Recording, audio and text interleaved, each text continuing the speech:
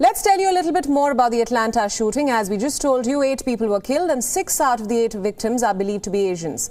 Once again, the issue of racism and mass gun violence is back in focus in the United States. How severe is the problem and what is the government doing to fix it? Here's a report.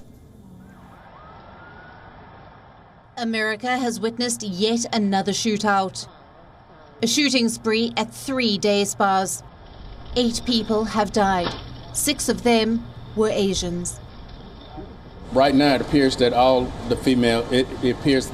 victims are female. Okay, and race? It appears that they may be Asian. 21-year-old Robert Aaron Long is linked to all 3 shootings. He was captured after a brief pursuit. Investigators are still not calling this a racially motivated attack. You are investigating that this may be an attack against Asian Americans in the metro area. Well, nothing's going to be ruled out.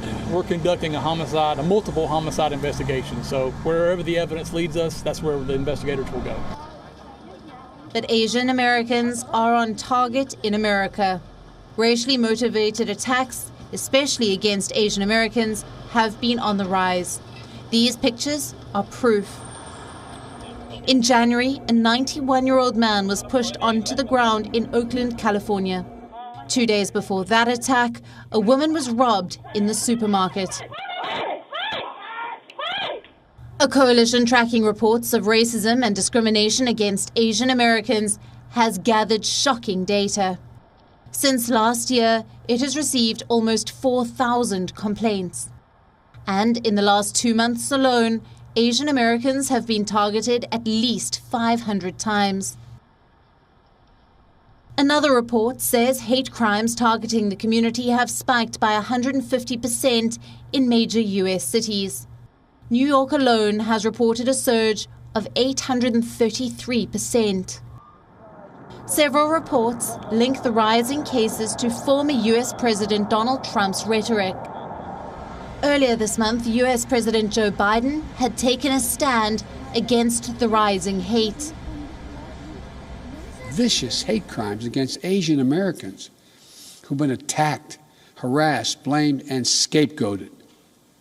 At this very moment, so many of them are fellow Americans. They're on the front lines of this pandemic trying to save lives. And still, they're forced to live in fear for their lives just walking down streets in America. It's wrong, it's un-American, and it must stop. But words will not be enough.